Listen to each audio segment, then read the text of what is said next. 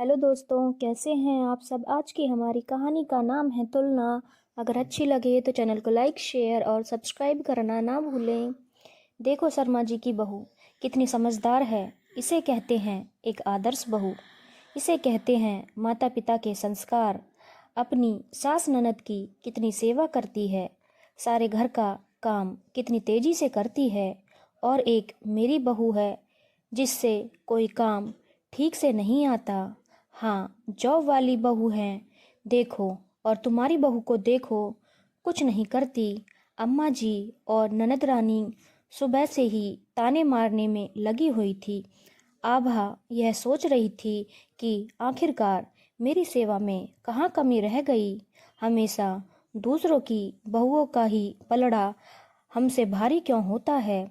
आस पड़ोस में शादी क्या होती है, अम्मा जी के तेवर ही बदल जाते हैं।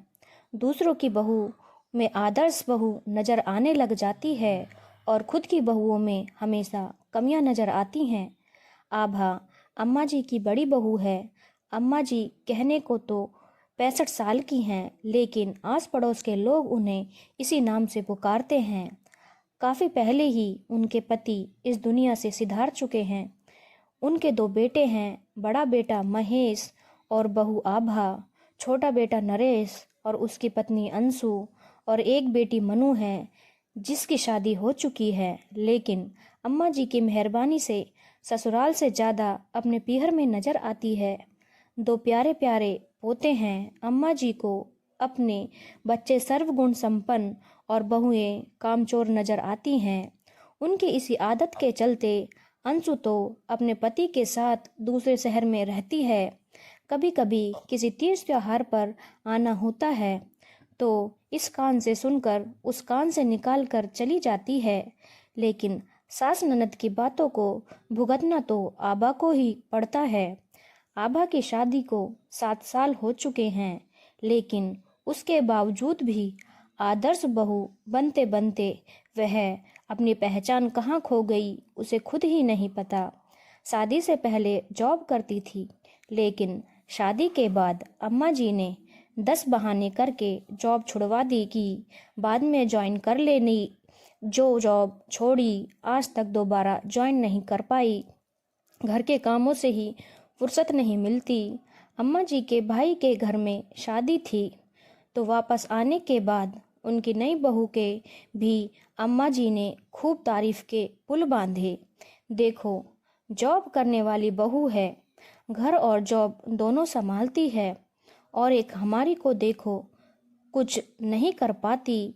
मेरे ही पल्ले ऐसी बहुएं क्यों पड़ी। ननद भी क्या कम थी, उसने भी आग में घी डालने का काम किया।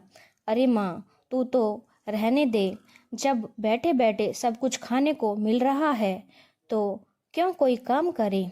एक बार तो मन में आया कि जवाब दे दो कि आप भी पीहर में क्यों पड़ी हो, अपने ससुराल में जाकर काम क्यों नहीं करती, तो पता चले कि कौन कामचोर है। पता नहीं 2 दिन के अंदर नई बहू ऐसा क्या काम कर देती है जो उनकी सेवा चाकरी दिख जाती है। पर फिर ये सोचकर चुप रह गई कि चिकने घड़े पर असर ही कितना होता है। पर हैरानी की बात ये थी कि महेश भी वहीं बैठा था, लेकिन कुछ बोल नहीं रहा था। लेकिन जब अम्मा जी और ननद का बड़बड़ाना यूं ही चालू रहा तो आभा ने सारे काम जहाँ के तहाँ छोड़े और जाकर अपने कमरे में लेट गई। यह देखकर अम्मा जी और ननद रानी दोनों एक बार तो चुप हुई। उसके बाद महेश को कहा, जाकर देख महारानी को क्या हुआ है।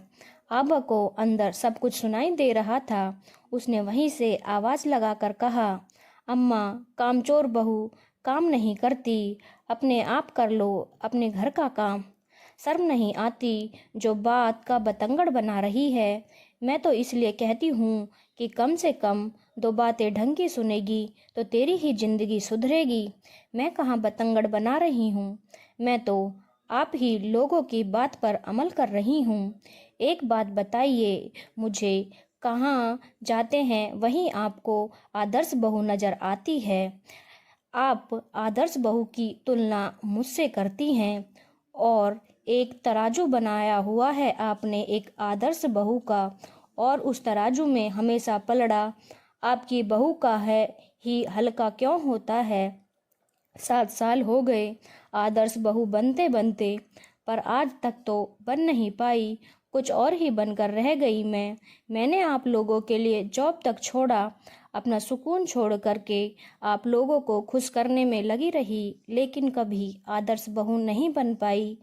अब मुझे समझ में आ गया ये आदर्श वादर्श कुछ नहीं होता, क्योंकि अगर आप आदर्श बहू होने का मतलब जानती ना तो पहले अपनी बेटी को बनाती। यह सब सुनकर के अम्मा जी और ननद रानी दोनों चुपचाप रह गईं। पर आज आभा ने एक बात जरूर सीखी कि कुछ लोगों की आदत होती है, उनको आपका त्याग कभी नजर नहीं आता। जिंदगी में अगर आप ऐसे लोगों को खुश करने के लिए अपना सब कुछ खो देते हो तो आप बेवकूफ़ी कर रहे हो। धन्यवाद दोस्तों। अगर आपको कहानी अच्छी लगी हो तो चैनल को लाइक शेयर और सब्सक्राइब करना ना भूलें।